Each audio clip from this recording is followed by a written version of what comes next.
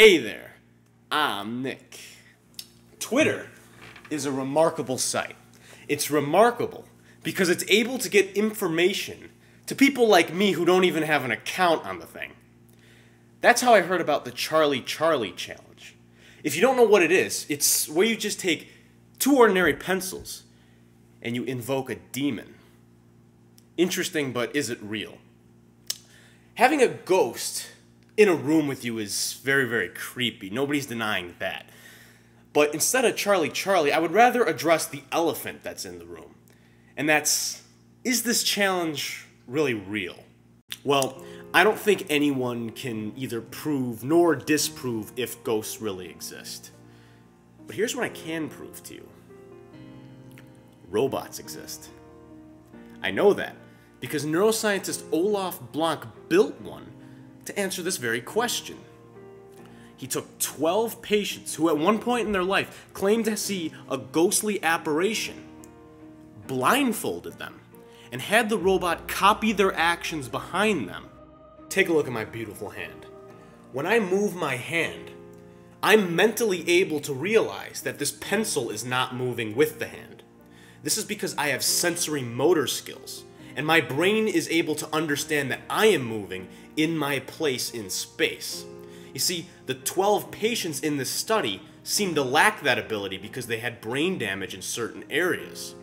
And the conclusion of the study was that the robot, when blindfolded, was able to trick these people into believing that there was a ghost with them. And see, what that leads the researchers to theorize is that perhaps the belief that something is there when it's really not is a sensation that's caused when we're unable to explain our place in space in relation to everything around us. In other words, it's a part of a brain disability. Really, you can interpret this in two ways. On one hand, you could say that paranormal experiences of really all kinds are just tricks your mind plays on you. But on the other hand, you can say that ghosts are absolutely real, because they have real chemical consequences that alter the very anatomy of the brain. So if you say that, perhaps, oh, well, Charlie definitely checks out. Just ask the millions of people on the Twitter. Who is Charlie, though? Who is he? Who is she? I mean, we don't have a lot to work with. It's a non-material being, whatever it is, if it's real or not. It's not like there's DNA we can just analyze like a real organic person. We do have something, though. Its name. There's actually a study of names, a school of study. It's called onomastics, all about studying names, but also their ethnic origins. According to the racketreport.com, Charlie is either one or several Mexican demons. Interesting enough, but factually we know it can't be true, because historically, Judeo-Christian demons have always spoke Latin when interacting with human beings. And even furthermore, demons don't have nationalities. They're evil spirits. They never were people, unlike ghosts, which could be what we're dealing with here. Charlie is historically an English name, but it's an English nickname from the French name Charles. Charles came to England in the 1600s from Mary, Queen of Scots. Now, stay with me here. Charles, even though it's French, is a French variation of the name Karl, which is German. It was originally Kirill, meaning free man. The CH comes from the famous king Charlemagne. Long story short, it's very safe to assume that this Charlie person, if he was real at one point, had European ancestry. And that does add up to the story, because European Spain colonized Mexico, modern-day Mexico, and brought the name with them. The only issue is, the Spanish have their own name for Charles, Carlos. Unless Twitter's wrong. In the United States, 823 boys were named Charlie and were born per million in 2014, making Charlie a modest number 225 on the most popular name for boys. In 1880, however, there were 6,165 baby boys named Charlie per million, making it an impressive number 20 on the list. Check this out. There were about 317 million people living in the United States at the start of 2014.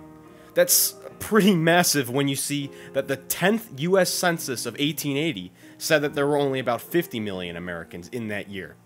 But when you do the math, you realize that since the name Charlie was significantly more popular in 1880, more Americans were named Charlie then than today, meaning that statistically, someone's ghost named Charlie is most likely from the 1880s. Okay, that's great and all, but we still have this cultural problem. How does a Mexican ghost get an English name? Well, at the time, the late 19th century, there were two large English-speaking nations. You got the United States and you got Great Britain. And considering the fact that back then, America literally had double the population of Great Britain, we have 2-to-1 odds that it's an American messing with your pencils. If we assume that we do have an explanation for Charlie's name, then that would tell us that Charlie isn't a Mexican. He's Cuban. In 1898, the US battleship Maine mysteriously blew up in Havana Harbor in Cuba. In response, the United States declared war on the Spanish Empire, initiating the Spanish-American War. And for a time being, the United States was allowed to occupy Cuba after the war was won. In this way, perhaps the spirit of Charlie is the Cuban child of either an American soldier or bureaucrat stationed there in the early part of the 20th century or late 19th century. That would certainly explain the English name and the apparent ability to speak fluent English. We Americans sadly have a history of racism in our country. The Founding Fathers passed anti-miscegenation laws, which illegalized interracial marriage, and these laws lasted until the 1960s in the United States. Charlie, being a biracial child living in this intolerant time, could have very likely been a victim of this equally intolerant system. And I don't need to explain to you the possibilities of what could have happened. It's more than likely that Charlie is a spirit who haunts the world of Twitter today, ever since. That's just a theory, though. Is this Charlie madness really real, though, is the question. Well, speaking of Spain, there's actually a kids game in Spain called Juego de la Pizarra, which, what do you know, is a mystical form of spin the bottle with pencils. Sorry to say it, but the Charlie challenge is probably just a ripoff of another game. So how does a motionless, still pencil move on its own when it's balanced? It's neither balanced, nor does it move on its own. You see, basic Newtonian physics tell us that an object at rest will not move unless an outside force acts upon it. Sure, you could make the argument that Charlie acted upon it as a form of energy. Or you could say the millions of other things all around you could have been the more likely culprit. It could be your breath, it could be the blink of your eye, it could be the heat from your body, the rotation of the moon, or the flap of a butterfly's wings. The delayed response of the pencil could literally just be the source of energy, whatever it is, taking its time to finally take that little push to where the weight of the pencil rotates it. Nothing is really still in a universe that's always expanding, especially on a planet that is always moving. And it's because nothing is still, nothing is really symmetrical either. You see, your pencil, no matter what it is, no matter if it's been used or not, is not symmetrical down to the last atom. This pencil is not balanced. It's impossible for it to be balanced, and it's impossible for you to set it up to be balanced.